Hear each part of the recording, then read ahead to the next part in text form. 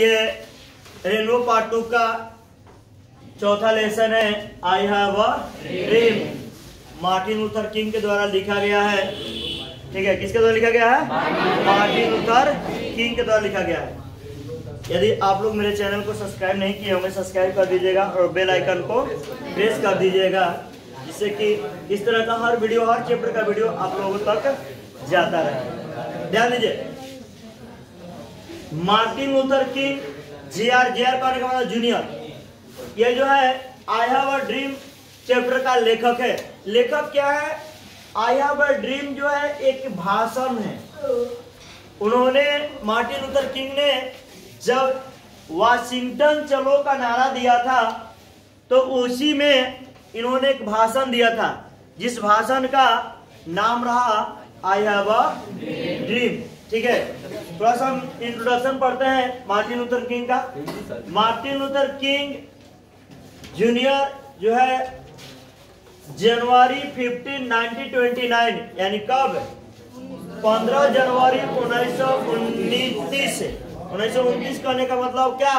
वे 15 जनवरी 1929 को जन्मे थे और अप्रैल 4, 1968 और 4 अप्रैल 1968 को डेथ कर गए।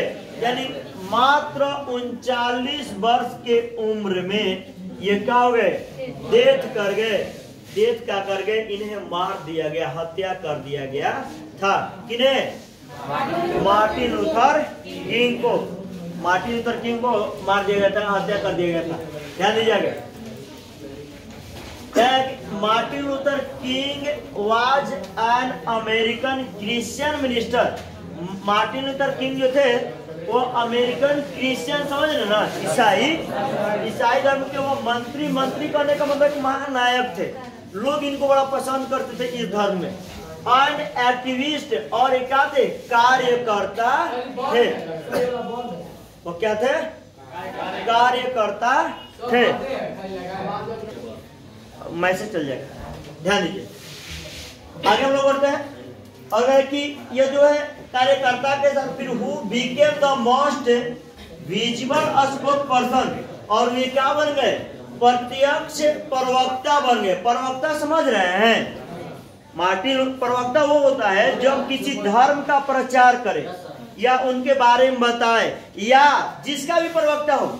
जिस कारण की अभी हमारे देश में जैसे राजनीतिक दलों का प्रवक्ता होता है, बीजेपी के प्रवक्ता, आरजेडी का, कांग्रेस का प्रवक्ता होता है ना, जो उसके बारे में बखान करता है, वही ईवीएम स्पोक पर्सन बन गए थे, प्रवक्ता बन गए थे, एंड लीडर, नेता बन गए in the civil rights movement. किसके लिए? नागरिकों के, नागरिक अधिकारों के आंदोलन के लिए। यानी वे जो थे मार्टिन लूथर किंग, नागरिक का क्या अधिकार होता है इसको दिलाने के लिए बड़ा जागरूक रहते थे, मदद करते थे, उसके साथ आंदोलन करने पर भी तैयार रहते थे।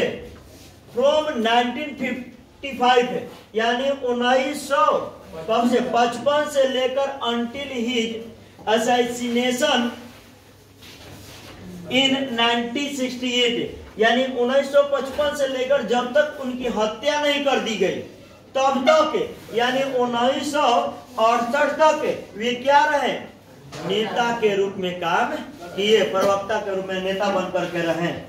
बॉर्न इन अटलांटा जॉर्जिया, वे कहाँ जन्मे थे?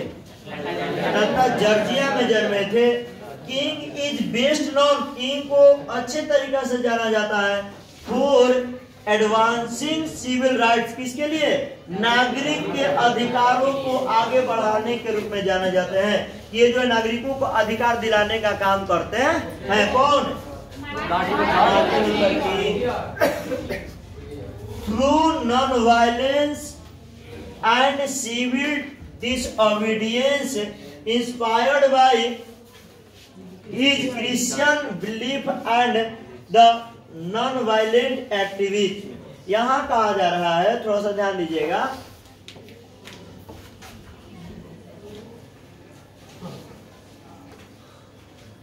वो नागरिक अधिकारों को आगे बढ़ाने की तो बात करते थे, लेकिन वो अहिंसा के माध्यम, अहिंसा समझ रहे?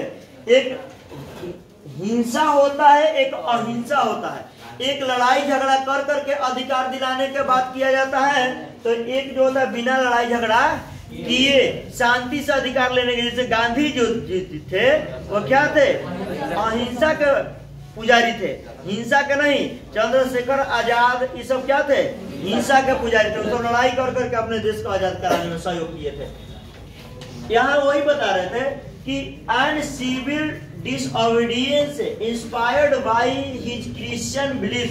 वे जो थे मार्टिन लूथर किंग ईसाई धर्म में विश्वास करते थे, उससे ये प्रेरित हुए और non violent activism of Mahatma Gandhi. और महात्मा गांधी के अहिंसक सक्रियता से ये प्रभावित थे कि महात्मा गांधी जो थे अपने देश के लड़ाई में क्या किए थे, अहिंसक पूर्वक यानी बिना लड़ाई झगड़ा के वो अपने देश के आजादी में सहयोग किए, आंदोलन किए, लेकिन शांति पूर्वक आंदोलन किए।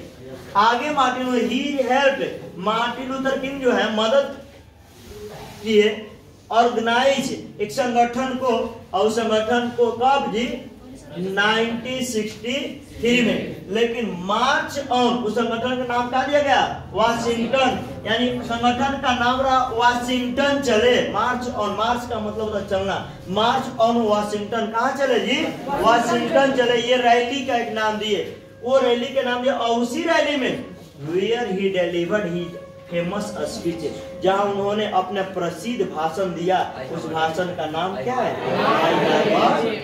देखिए।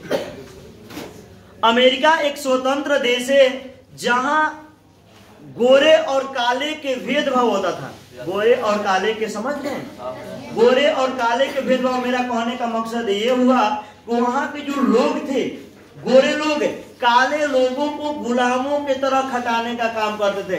वो लोग आज माने अमेरिका 100 साल पहले स्वतंत्र हो गया था, लेकिन काले लोगों को क्या करे थे, गुलामों जैसे जीवन को व्यतीत करने पर जोर दे रहे थे। कहते कि नहीं जो है आप जो है गुलाम हो, उस तरह से उसके साथ व्यवहार किया था। ये जो थे मार्टिन लूथर किंग, ये काले लोगों के, जिसको निग्रो जाति कहा जाता है, निग्रो जाति को क्या कहिए, ऊपर उठाने का बात कर रहे थे कि ये तुम्हारा अधिकार है। जब देश स्वतंत्र हुआ था उस समय लिखा गया था, सिग्नेचर किया गया था, यानी उसमें हस्ताक्षर ये था कि हम सब लोग एक समान हैं, सब लोग स्वतंत्र हैं, फिर भी आप लोग ऐसा गुलामी में जी रहे हो।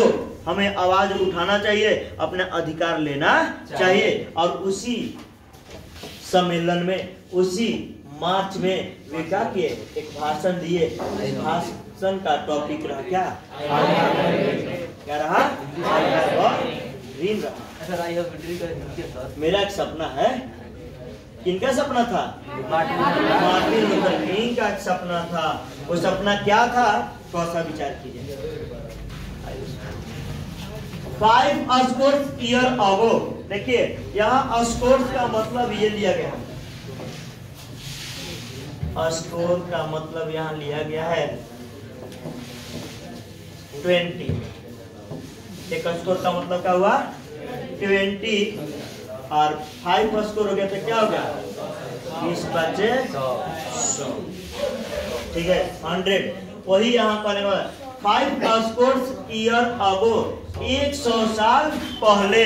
कितना पहले, 100 साल पहले।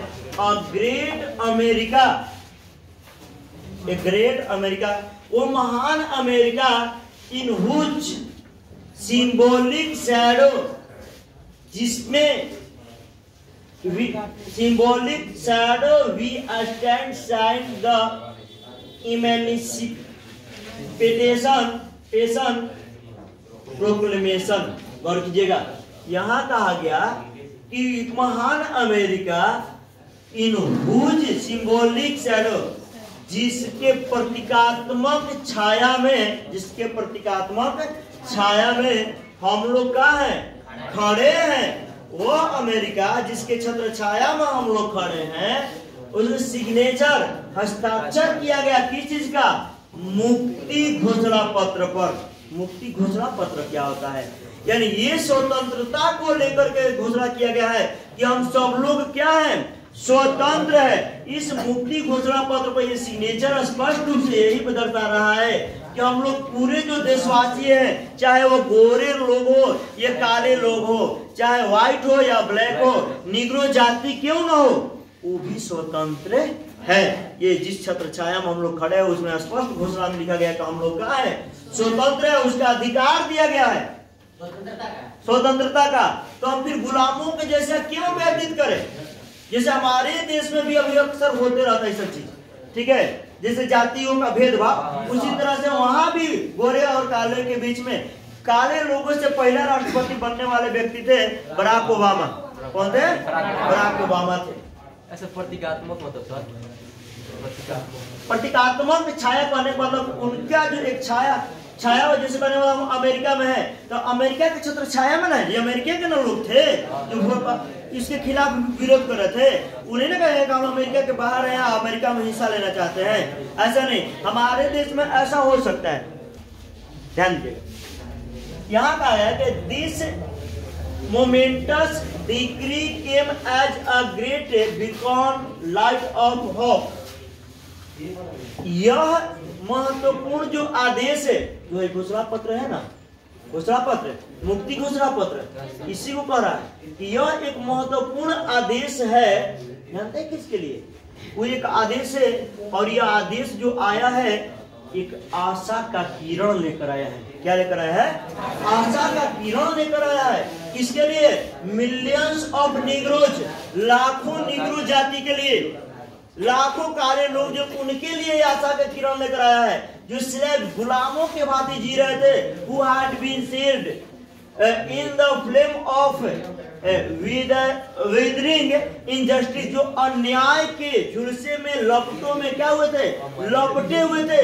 उनके लिए ये जो है क्या मुक्ति घोषणा पत्र की जब बात किया गया, वो एक आशा का किरण बन कर आया कि नहीं, मेरा भी अधिकार है। मैं इस चीज को इस लहजे में आप लोग को समझाना चाहता हूँ, इसको समझने के आपको अगर नौकरी लेना है, 35 पर सिलेक्शन हो रहा है, और उसके घोषणा पत्र में ये भी दिया गया कि 30 नंबर वाले को भी सिलेक्ट किया जाएगा। तो 35 जो लाया वो तो हो रहा है, लेकिन जो 30 लाया है उसके लिए एक आशा का किरण है कि हमें भी सिलेक्शन मिलेगा। थोड़ा सा लेटे मिले, लेकिन वही चीज कि जब सब लोग स्वतंत्र हैं, तो हमको लग रहा है कि सब लोग जब स्वतंत्रता की बात किया जाए, मुक्त है यहाँ से, तो उस घोषणा पत्र में जब बात किया गया, तो वही तो इन निग्रो जाति के लिए ये क्या लेकर आया है? एक प्रकार का आशा का किरण लेकर आया कि ये उनके लिए आशा का किरण है। और ये कह रहे हैं it came as a joyous daybreak, उनके लिए जानते हैं क्या आया? उल्लास भरी क्या प्रभात आया है, सवेरा आया है, जिससे भी जानिएगा अब हम लोग गुलामी से मुक्त होने वाले हैं। जैसे ही मालूम चल जाएगा तो आपके लिए खुशखबरी ना जी, अच्छा जी एकदम। और ये कह रहा है to end the long night of capability, यानी क्या, आपके जो है दासिता का जो लंबी रात है वो समाप्त होने वाला है, अंत होने वाला है। जो गुलामों के भांति जी रहे थे, उनको ये मालूम चला कि नहीं, मेरा ये अधिकार है, मुझे मिल जाएगा, ये संभावना व्यक्त हुआ, तो वो लोग भी खुश हुआ कि चलो कम से कम जो दासता का जीवन जो जी रहे हैं वो क्या हो जाएगा? समाप्त हो जाएगा, और मेरे लिए क्या होगा? एक उल्लास भरा सवेरा शुरू होगा। ऐसा नहीं कि जब अमेरिका गुलाम था तो वो जो था कि दूसरे उसमें काले लोगों का सहयोग नहीं था आजादी के लिए, उस लोगों का भी सहयोग है। हर देश में हर एक लोगों का सहयोग रहता है आगे बढ़ने के लिए या करने के लिए।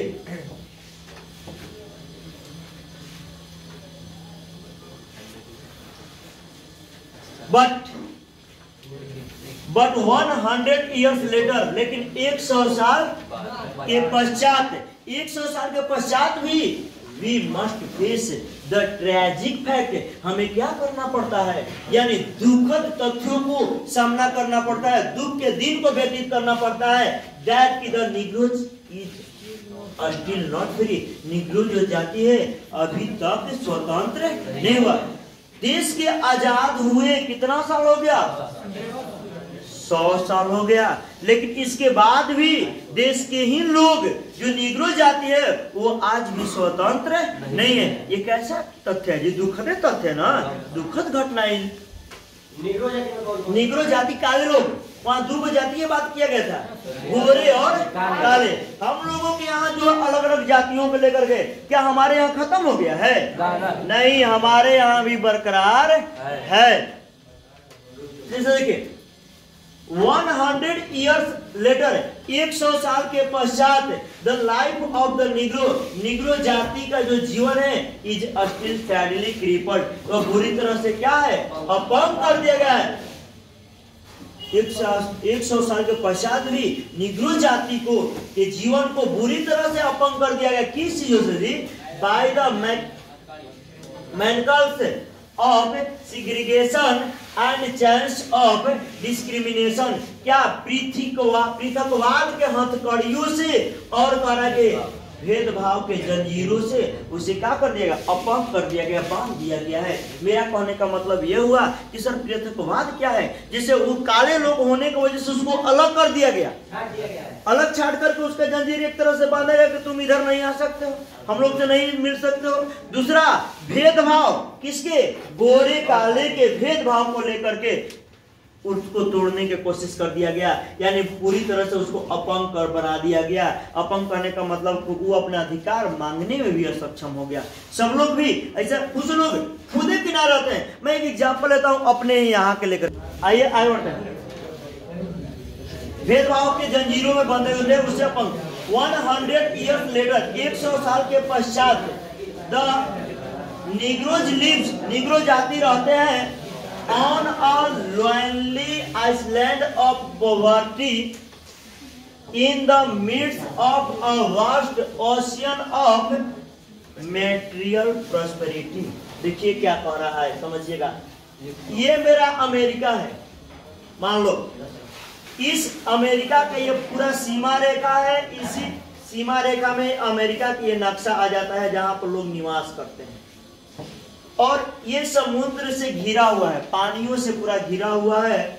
इसमें पूरा पानी एकदम भरा हुआ है, और यहीं पर एक और निवास स्थान आ जाता है बगल में, ये आइसलैंड जो एक द्वीप है जहां पर वो गरीब निग्रो जाति अपने जीवन को यापन करते हैं। यहाँ सारा सुख सुविधा इसमें उपलब्ध है। ये अमेरिका ये पूरा है, लेकिन यहाँ जो है यहाँ पर सारा सुख सुविधा उपलब्ध है, लेकिन यही निग्रो जाति जो है इसके लिए कोई सुविधा उपलब्ध नहीं है।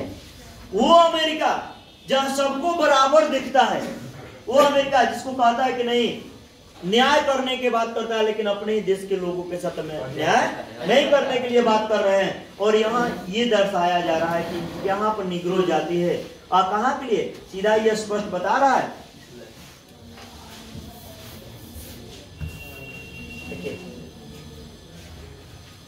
सीधा इसमें जिक्र किया गया है कि वो लोग रहते हैं अलग थलग रहते हैं। कहाँ जी? आइसलैंड ऑफ पोवर्टी, गरीबी के द्वीप पर रहते, गरीबों का द्वीप लगता था उसको माना। और कहा कि in the midst of vast ocean of material prosperity, यानी कहने मतलब भौतिक समृद्धि के विशाल सागर के मध्य में बसा हुआ जो अमेरिका है, वहां पर सारा सुख सुविधा है, लेकिन उसी में एक क्या है? गरीबों का एक द्वीप बसा हुआ है, जहां कहाँ रहते थे? निग्रो लोग रहते थे। आगे ये कहा गया 100 years later, 100 साल के पश्चात द निग्रोज इज, 100 साल के पश्चात जब Negroes is languishing in the corner of America, American society, यानी वे जो थे 100 साल के पश्चात निग्रो जाति जो थे क्या थे? दुखद भरे दिन को काट रहे थे। कहा? अमेरिका के समाज में, अमेरिकन समाज के एक कोने में अपने दुखद जीवन को व्यतीत कर रहे, काट रहे हैं। एंड फाइंड्स हिमसेल्फ, और अपने आप को पाते थे एग्जाइल, निर्वासित पाते थे, निर्वासित इन हिज ओन लैंड, अपने ही देश में क्या पाते? निर्वासित पाते थे। निर्वासित समझ रहे हैं जी? लगता था कि हम अपने देश में रह रहे हैं और पूरा अपने देश का सम्मान नहीं, फिर लगता था कि हम दूसरे देश से आए हुए हैं। आप यही मुद्दा होता था कश्मीर के साथ। आप कश्मीर में जाते हुए भी अपना झंडा लेकर नहीं जा सकते थे, झंडा वहां नहीं जल्दी फहरा सकते थे अपना भारत का। तो यहाँ का भी झंडा था, ये नहीं कि यहाँ का फहराने का अधिकार नहीं था, लेकिन उस कानून में लिखा हुआ था कि यहाँ का झंडा का वहां अपमान किया जा सकता है। वही बात अमेरिका के लोग यहाँ ये कह रहे हैं कि हम अपने देश में रहते हुए भी लगता था कि हम निर्वासित हैं, इस देश का वासी नहीं है, ऐसा लगता था। किनको? निग्रोज लोगों को। सो इसलिए we have come here today, इसलिए आज हम लोग यहाँ आए हैं to dramatize a failing condition. क्या करने के लिए? एक भयंकर परिस्थिति के अभियान करने के लिए, एक ऐसा अभियान जिसमें जितनी परिस्थितियां हम लोग के साथ है उनको पा सके, वैसा अभियान करने के लिए हम लोग यहाँ पर आए हुए हैं। यहाँ करें कि it is obvious today that America has defaulted on this promissory note in so far as her citizens of colour are concern. यहाँ कहा जा रहा है कि आज जो है यह स्पष्ट रूप से यह स्पष्ट है कि अमेरिका जो है क्या हुआ? चूक गया है। किस पर? इस ऋण पत्र पर। ऋण पत्र को चूक गया। ऋण पत्र कहने का मतलब है वो अधिकार पत्र जो जिसको निग्रो जाति को देना था उसको नहीं दे पाया है। किसके संबंध में नहीं दे पाया है? केवल रंगदार नागरिकों के संबंध में। जहां तक रंगदार नागरिक कहने का मतलब जो रंग रूप के भेद, रंगदार मतलब पूरा लाठी वाला देखो बदमाश होता वो रंगदार ना, ये रंगदार गोरे काले के भेदभाव के चलते उनके अधिकारों से चूक रहा है, नहीं दे पा रहा है अमेरिका। इंस्टीड ऑफ ऑनरिंग, वहां करेंगे दिस सेक्रेड ऑब्लिगेशन, यानी जो अमेरिका जो है एक पवित्र आभार देने के बजाय बल्कि सम्मान देने के बजाय अमेरिका ने क्या कर रहा है? America has given the Negroes people, America ने निग्रो जाति को दिया है अ बैड चेक, एक खराब चेक दिया है। चेक का क्या काम था? वो ऐसा चेक दिया है विच हैज कम बैक, जो लौट आया है मार्क्ड, यानी चिन्हित होकर के, अंकित होकर के इनसफिशिएंट फंड, अपर्याप्त धन के रूप में। जैसे मेरा मतलब पाने का समझे, जैसे मैंने एक चेक आपको काट दिया कि जाओ इतना पैसा भंजा लेना, तुम बैंक में गया, मालूम चला कि जिस चेक काटा उस अकाउंट में पैसा ही नहीं है, वो एक तरह से अंकित होकर चलाया। लेकिन यहाँ चेक की बात नहीं है, बात यह है कि निग्रो जाति को जो अधिकार दिया गया है कि तुम स्वतंत्र हो, तुम गुलाम नहीं हो, तुम्हें न्याय मिलेगा, ये कागजों की बात किया जा रहा है, वो तुम्हें प्रदान किया गया। लेकिन जहां वो कागज लेकर जाते थे उन्हें वो हासिल नहीं होता था, लोगों को लौटना पड़ता था कि नहीं इसका कोई वैल्यू नहीं है, ऐसा होता था, जबकि उसका सही राइट था। लेकिन फिर भी विरोध ही लोग नहीं कर सकता था क्योंकि अशिक्षित लोग थे। क्योंकि आज भी जो लोग अपने अधिकार को जानते हैं तो किसी भी ऑफिस में जाकर के तर्क कर देते हैं, बोल देते हैं, लेकिन जो अधिकार को नहीं जानते हैं हुजूरी लगा करके क्या करते हैं? चले आते हैं।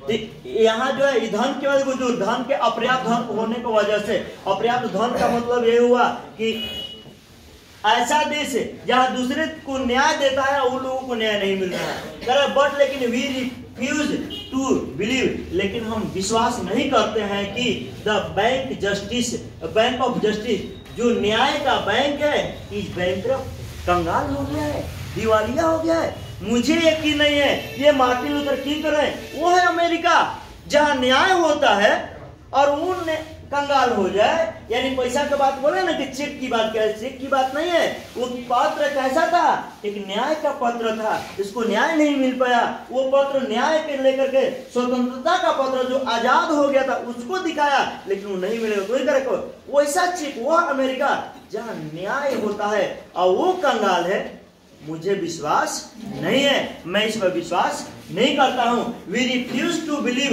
मुझे विश्वास नहीं है, हम लोग विश्वास नहीं करते हैं, या हम लोगों को विश्वास नहीं है कि देयर आर इनसफिशिएंट फंड, कि जो अपर्याप्त धन है इन द ग्रेट वर्ल्ड, इन महान तिजोरी में, of opportunity of the nation, राष्ट्र के अवसरों का जो महान तिजोरी है, उस तिजोरी में पैसा नहीं है।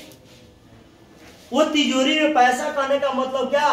स्वतंत्रता का धन नहीं है जिसमें हम स्वतंत्र रह सके, वैसा अधिकार नहीं है कि हम लोग क्या गुलामी के जो जीवन व्यतीत है उससे अलग हो जाए, हमारे साथ न्याय नहीं हो रहा है, मुझे विश्वास करने लायक नहीं है। सो इसलिए we have come to cash this cheque, इसलिए इस चेक को हम लोग कैश में भुनाने के लिए आए हैं। कैश में भुनाने का मतलब यह हुआ कि हम लोग इस कागज को लेकर के अपने अधिकार को लेने के लिए आए हुए हैं। किसके लिए आए हैं? अधिकार लेने के लिए आए हैं।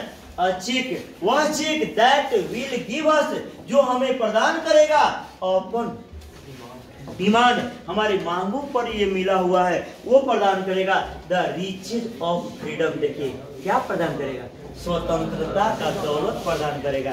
बार बार मैं बोल रहा हूँ कि चेक का मतलब यहाँ पैसा से मतलब नहीं है, स्वतंत्रता से मतलब है, गुलामी को दूर करने से, न्याय से मतलब है, वो प्रदान करेगा। यहाँ कहा कि एंड वही नहीं, द सिक्योरिटी ऑफ जस्टिस, न्याय का सुरक्षा प्रदान करेगा। वो चेक जिसे लेकर के हम लोग आए हुए क्या करने के लिए? भुनाने के लिए, यानी अपने अधिकार को लेने के लिए। रैली में ये भाषण दे रहे हैं कौन? Martin Luther king. आगे कह रहे हैं चेक का कानून संविधान है ना सर? क्या बाबू? चेक का कानून और संविधान है, चेक कहाँ? वही अधिकार है जिसमें उनके अधिकारों का सीधा जिक्र किया गया है, वो अपना लेने के लिए आया है। We have also to come this hallowed spot to remind America of the fierce urgency of now, यानी यहाँ करेगा हम लोग भी यहाँ आए हुए हैं इस पवित्र स्थान पर। इस पवित्र स्थान पर हम लोग भी आए क्या करने के लिए? यानी अमेरिका को क्या याद दिलाने के लिए जी? भयानक अवसर, आज की भयानक आवश्यकताओं को याद दिलाने के लिए आए हुए हैं कि अगर आप मेरे अधिकार को नहीं देते हैं, आप अधिकार नहीं प्रदान करते हैं, तो सोचिए कि क्या हो सकता है। हम लोग भी कमजोर नहीं है, हमें अपने अधिकार को लेकर के मानने वाले हैं, ये कहना चाह रहे हैं। और दिस इज नो टाइम, अब यह समय नहीं है टू इंगेज इन लग्जरी, विलासिता में अपने आप को व्यस्त करने का, ऐशो आराम में आराम करने का अब समय नहीं है। और नहीं करेगा ऑफ द कूलिंग ऑफ, धीरज खोने का भी समय नहीं है कि अब हम लोग यहाँ तक आ गए, धीरज खो के चल जाए कि नहीं मिलेगा। नहीं, जो भी होगा यहाँ से क्लियर करके ही निकलेंगे। अगर नहीं to take the tranquillising drugs of the gradualism, यानी क्रमिकता के शांत औषधि को लेने का भी समय नहीं है। जो कहने का मतलब हम लोग चल रहे क्रम में, उस क्रम के रूप में हम लोग शांति से बैठ जाए, इसके लिए भी समय नहीं है। हमें वाशिंगटन चलना है, हमें अपना अधिकार लेना है। नाउ इज द टाइम, अब समय आ गया है to rise from the dark, कहां से? यानी अंधेरों से बाहर निकलने का समय आ गया है। And desolate valley of desegregation of sunlight path of racial justice, और कैसा समय आ गया है? ये समय आ गया है जो सुनसान घाटियों का जो अलगाव के सुनसान घाटियां हैं, उससे अलग निकलने का समय आ गया है। और कहाँ चलने का समय आ गया है? सनलाइट और पाथ, यानी धूप के पथ पर चलने का समय आ गया है। द रेशियल जस्टिस, जहाँ जातीय न्याय हो, जो जाति धर्म का जो रियल में अन्याय न्याय हो, उस रास्ते पर चलने का समय आ गया है। थोड़ा सा बच्चन आगे। नाउ इज द टाइम, अब समय आ गया है टू लिफ्ट आवर नेशन, अपने राष्ट्र को क्या करने का? ऊपर उठाने का समय आ गया है। From the quick sand of racial injustice, जातीय अन्याय के रेत से, जातीय अन्याय के दलदल से बाहर निकालने का समय आ गया है। और यहाँ करा कि to the solid rock of brotherhood, भाईचारे के जो है ठोस पत्थर पर ले चलने का समय आ गया है। कि अब हम लोग जो है ये नहीं कि जाति धर्म बढ़ जाए, बल्कि एक हो करके गोरे काले लोग मिल करके कहाँ ठोस पत्थर का निर्माण करे, न कि दलदल में फंसे। दलदल से निकल करके कहाँ पहुंचे? ठोस पत्थर पर पहुंचने का काम करे। ये इस चैप्टर में आज इतना ही रखते हैं, अगला चैप्टर क्लियर कल।